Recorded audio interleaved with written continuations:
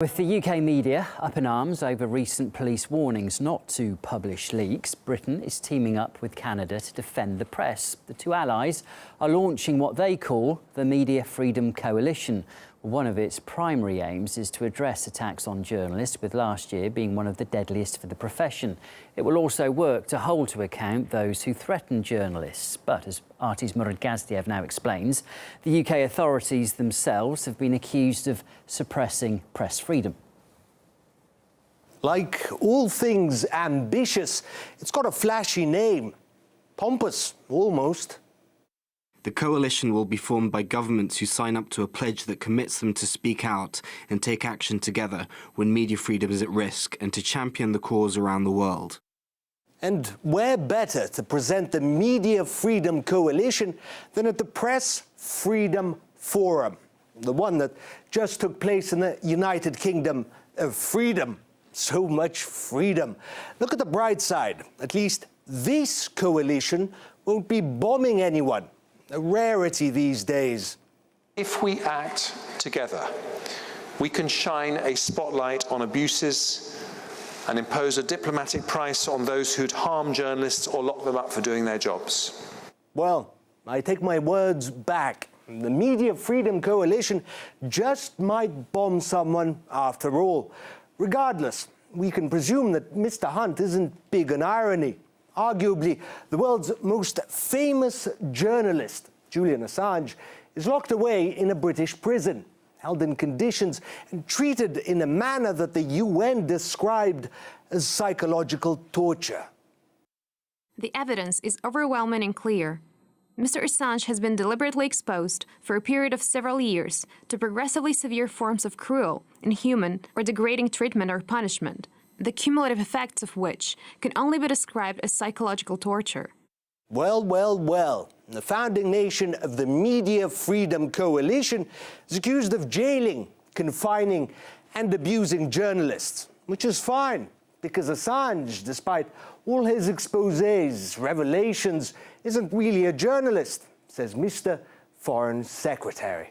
Julian Assange is no hero. He is hidden from the truth for years and years. What is not acceptable is for someone to escape facing justice, and he has tried to do that for a very long time. That's why he's no hero. And Assange is just one case. Not a year back, two journalists filmed a documentary accusing the UK of covering up the murder of 6 people in Northern Ireland. World Cup finals. I'd say the biggest day in Irish international soccer history. Obviously, there was things going on above my head. The paper trail will lead to the British government, and they cannot allow that to happen. By their efforts, the investigation was reopened. Just kidding. They were thrown in jail, accused of stealing documents. A public outcry ensued, and they were released. And this is in the capital of the Media Freedom Coalition.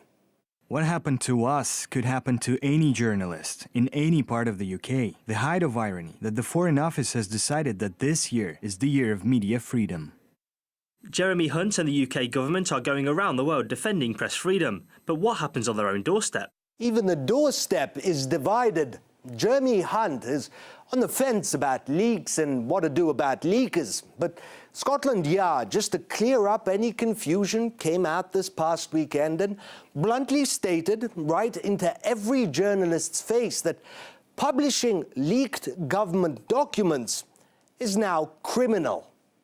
The publication of leaked communications, knowing the damage they have caused or likely to cause, may also be a criminal matter. I would advise all owners, editors and publishers of social and mainstream media not to publish leaked government documents. And oh boy, I can tell you, the press, the NGOs, the activists, they didn't take it well. If I were the Metropolitan Police Commissioner and I wanted to maintain my credibility and the credibility of my force, I would quickly distance myself from this very stupid and ill-advised statement from a junior officer who doesn't appear to understand much about press freedom. So, Met Police UK, did the Commissioner clear your sinister, absurd, anti-democratic statement this evening, threatening journalists with arrest for printing government leaks? Do you have any comprehension of a free society? Sinister, absurd, anti-democratic, chilling, the press called it. The UK accused of jailing journalists, abusing them, threatening them, now appoints itself a champion of the press.